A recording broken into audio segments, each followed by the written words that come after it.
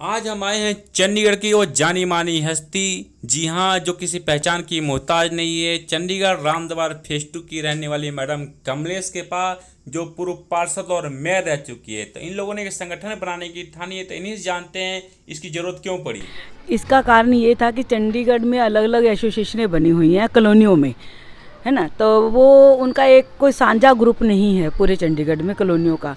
अलग अलग residence welfare एसोसिएशनें हैं या और भी लोगों ने अपने संगठन बना रखे हैं।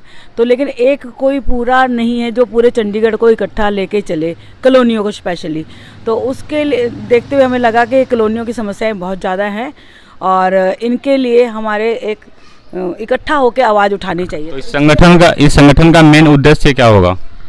इसका कॉलोनियों से ही रिलेटेड रहेगा। जो कॉलोनियों की समस्याएं हैं उसको लेकर हम प्रशासन के पास उठाना या उनकी जो समस्या का समाधान करना पड़े, उसके लिए चाहे जो भी हमें रास्ता अख्तियार करना पड़े वो हम करेंगे। क्योंकि इसके बहुत पिछड़ा हुआ है, क्योंकि जब शहर में जो सुविधाएं हैं वो सुविधाएं के हम भी उतने ही हकदार हैं जितने शहर वाले हैं।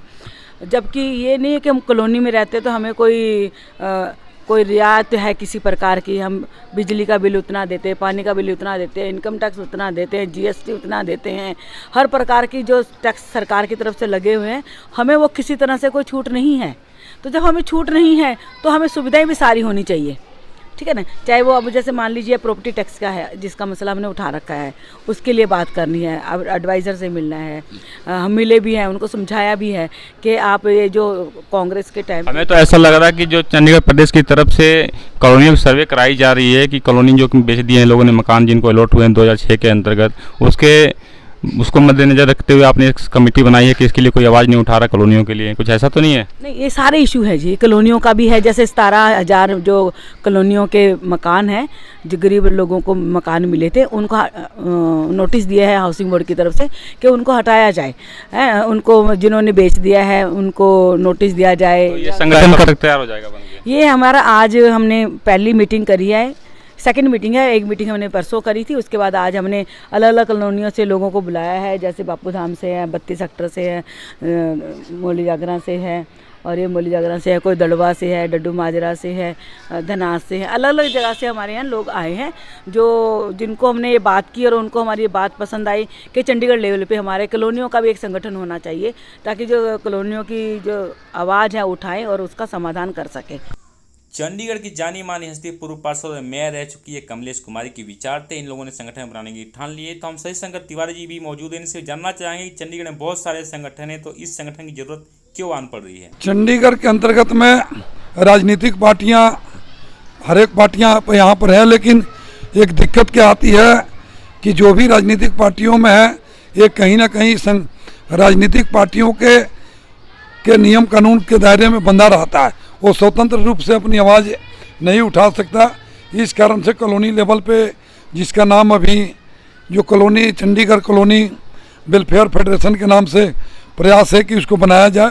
और कॉलोनियों की मजबूती के लिए आज की डेट में सच्चाई तो है कि राजनीतिक पार्टियों ने कॉलोनी की लीडरशिप ही ख़त्म कर दिया है और कॉलोनी की आवाज़ उठाने वाला यहाँ पर कोई नहीं है। जो पार्षद भी बने हुए हैं वो किसी न किसी पार्टी के अधीन होकर, वो मतलब जो प्रॉपर चाहिए जनता की आवाज़, वो जनता की आवाज़ प्रशासन तक नहीं पहुंच पा रहा है। और जब शहर सेक्टर हो या कॉलोनी हो, जब हर एक चीज़ की भागीदारी हम बराबर दे रहे हैं, चाहे हाउस टैक्स है, चाहे बिजली पानी और जो भी है, तो एक तरफ आप पार्किंग का ले लो, उनकी पार्किंग तो चमक रहा है, उनके लिए माली भी है, वाटर सप्लाई भी है, सब कुछ है। और एक आप इधर देखो कि पार्कों की, कॉलोनियों की हालात क्या है। जब हर एक चीज़ की बराबरी का हमारा हिस्सा है तो यहाँ पर सुविधाएं भी बराबरी मिलना चाहिए। और जो कॉलोनियों के अंतर्गत में, वहाँ जैसे शहर के अंतर्गत में उनका एक फेडरेशन बना हुआ है, और जब ज़रूरत पड़ता है अपने फेडरेशन के माध्यम से शहरों की आवाज़ और धरातल से उठाते हैं। Governor level, adviser level, DC और अन्य अफसरों से मिलकर अपनी बात रखते हैं और राजनीतिक पार्टियां भी उनके पीछे पीछे भागती है। तो हमारा एक छोटा सा प्रयास है, कमलेश जी, कृष्ण जी, मैं और भी हमारे जो भाई हैं, सतीश जी, अजय पांडे जी, मुकेश जी, दिनेश जी, बीएनदा जी, रानो जी, तो और हमारे भजन कौर जी और भी अन्य लोग, हमारा एक छोटा प्रयास है कि पूरी चंडीगढ़ कॉलोनियों से राजनीतिक से ऊपर उठकर इस संगठन को एक हम लोगों ने मजबूत करें। जो जिस राजनीतिक दल में है वो रहे, लेकिन ये राजनीति जो हमारा फेडरेशन प्रॉपर कॉलोनियों के हित के लिए, लोगों की समस्याओं के लिए प्रॉपर आवाज़ उठाएगी और आगे से आगे संघर्ष करेगी। और जो नेता कुंभकर्ण की नींद सोए रहते हैं उनको भी ये जगाने का प्रॉपर प्रयास करेंगे। तो ये थे चंडीगढ़ से सत्संग तिवारी जी, कांग्रेस में भी रह चुके हैं। तो इन लोगों के द्वारा बताया जा रहा है कि ये संगठन होगा, ये बहुत मजबूत बनाया जाएगा और हर तख्ते के लोगों से जो कार्रवाई की जाए। तो ये उनके जो मेंबर के हैं इनको, तो ये सतीश मंचल जी। हाँ जी, तो आपकी क्या राय है, क्या सोचकर आप लोग इस संगठन को ज्वाइन कर रहे हैं और बना रहे हैं आप लोग? ये एक संगठन की अभी हमारी एक दूसरी मीटिंग है और इसकी जो ज़रूरत महसूस इसमें पूरे चंडीगढ़ में जितनी भी कॉलोनियाँ हैं वो उसको बहुत ज़्यादा ज़रूरत है। क्योंकि आपने देखा होगा एक हमने जो बनाया है फास्टवेक federation of colony welfare association. कई लोगों ने सेक्टरों के लिए ही काम करते हैं, कॉलोनी की तरफ कुछ देखते नहीं हैं। जैसे कि समस्याओं से घिरी हुई है हर कॉलोनी, और जब कोई टैक्स की बात होती है, कोई ऐसी बात होती है, हर चीज़ हमारे पर इम्पोज कर दी जाती है। कॉलोनी वासी हर तरीके से हर तरह का टैक्स भी दे रहे हैं, चाहे वो गरीब हैं, चाहे वो उनके घर में राशन है या नहीं है, वो उसको दरकिनार करते हुए भी ये टैक्स हमारे पर इम्पोज किए जा रहे हैं। और दूसरा आप देख लीजिए, डड्डू मारा कॉलोनी से मैं आता हूँ, वहाँ पर डंपिंग ग्राउंड का जो आपने देखा होगा इशू। मतलब आपके कहने का मतलब है कि चंडीगढ़ में दो टाइप के लोग होते हैं, एक शहर के और एक कॉलोनी के, जिसमें कॉलोनी और शहर के साथ जो सरकार है भेदभाव कर रही है। हाँ, वो जो भेदभाव चल रहा है, भेदभाव आप देख ही लीजिए। अब देख लीजिए, जब 2016 के अंदर हमने एक वहाँ पर उठाया था मुद्दा भी, जो डंपिंग ग्राउंड यहाँ से शिफ्ट होना चाहिए। अब 2016 के बाद 2022 आ गया, यानी 7 साल। ये डंपिंग ग्राउंड कहाँ पे है? ये डड्डू माजरा कॉलोनी के अंदर है। वो जो 7 साल में हमें उससे निजात क्या मिली, वो 7 मंजिला ऊपर हो गया, 7 मंजिला पहाड़ बन गया, पर आज भी उसके अंदर एक भ्रष्टाचार का एक अड्डा बना दिया। जब भी देखो कोई ना कोई ग्रांट आती है पर काम दिखता नहीं है। डंपिंग ग्राउंड को लेके तो कई सालों से आवाज लोग उठा रहे हैं, लेकिन अभी तक उसके नहीं, डंपिंग ग्राउंड में जैसे अब राम दरबार में ले लीजिए, अब पूरे चंडीगढ़ में देखो इन्होंने ये टैक्स इम्पोज किया है, सबसे ले रहे हैं, ये प्रॉपर्टी टैक्स ले रहे हैं। जबकि एक जो कानून संविधान के अकॉर्डिंग ये लिखा गया है कि जो कुछ जगह है उसके जो नीचे छोटे मकान है उन पर ये टैक्स नहीं लगता, पर वो भी ले रहे हैं, वो और लोग दे भी रहे हैं। और वो क्यों ले रहे हैं? पर सुविधाएं नाम से कोई। स्कूल का हाल देख लीजिए, स्कूल ऐसा बना दिया, बिल्कुल अंधकार स्कूल, कोई लाइट नहीं जलाते। वो वहाँ पर देखे, कभी आप सर्वे करना है गवर्नमेंट स्कूलों का, वहाँ पर अंधेरा ही अंधेरा होता है। और जो फर्श है वो टूटे फर्श है, वहाँ पर बच्चे पता नहीं कैसे पढ़ रहे हैं। 8वीं क्लास के बच्चे को सब्जेक्ट का नाम तक नहीं लिखना आता। कॉलोनी के स्कूल का ये हाल है, तो उसको कौन देखेगा? जब ये DPI एजुकेशन डिपार्टमेंट इतना बना रखा है इन्होंने, कभी कॉलोनी के स्कूलों का सर्वे किया इन्होंने? भाई वहाँ पर जो भाई ठीक है, कॉलोनी के जो रिजल्ट आ रहा है उसको देखते नहीं है। सेक्टरों के स्कूल में जाते हैं बच्चे एडमिशन लेने के लिए, स्कूल पे जबकि ज़्यादा गौर करना चाहिए। वहाँ पर गरीब बच्चे वहाँ पर पढ़ते हैं, वो टैक्स भी देते हैं, अपने पता किसी न किसी तरह उसको पढ़ाते हैं। लोग प्राइवेट में पढ़ा नहीं सकते। मैंने परसों पिछले एक मेरे ख्याल डड्डू मारा कॉलोनी के स्कूल का ही देखा था मैंने, वहाँ पर भी मतलब कि बुरे हाल है। वहाँ पर रिजल्ट के बच्चों को लिखना नहीं आता सही से। वो क्यों नहीं आता?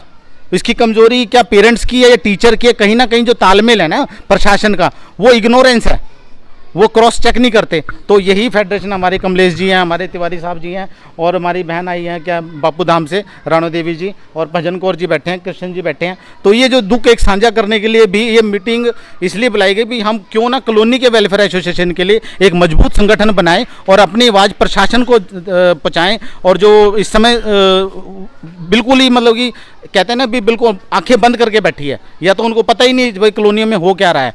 और एक जो इस तंत्र को सुधारने के लिए हम एक federation of colony welfare association का गठन करने का एक सभी का प्रस्ताव है। तो इसका नाम जो है डिसाइड कर लिया आप लोगों ने, या नाम अभी डिसाइड करेंगे? नाम तकरीबन डिसाइडेड अभी हो ही रहा है, कुछ उसमें चेंजेस होनी है, वो हम उस पर डिस्कशन करेंगे। हमारे कमलेश जी बैठे हैं, वो डिस्कशन कर, तिवारी जी बैठे हैं, और जो सभी सज्जन सभी लोग बैठे हैं, उसको फाइनल करके हम उसको जल्दी उसको फाइनल कर दिया जाएगा। और आपके माध्यम से हम लोगों तक भी अपनी इस नाम का भी और एज वेल एज अपन लोगों की समस्याएँ भी आपके चैनल के माध्यम से रूबरू करेंगे। और आपके चैनल का भी बहुत बहुत धन्यवाद, जब इतने शॉर्ट टाइम में आप हमारे तक पहुंच गए और हमारी एक संगठन जो भी बन रहा है उसकी आवाज़ भी, जो उसकी जो नाम आवाज़ समस्याएं सब लोगों तक पहुंचा रहे हैं।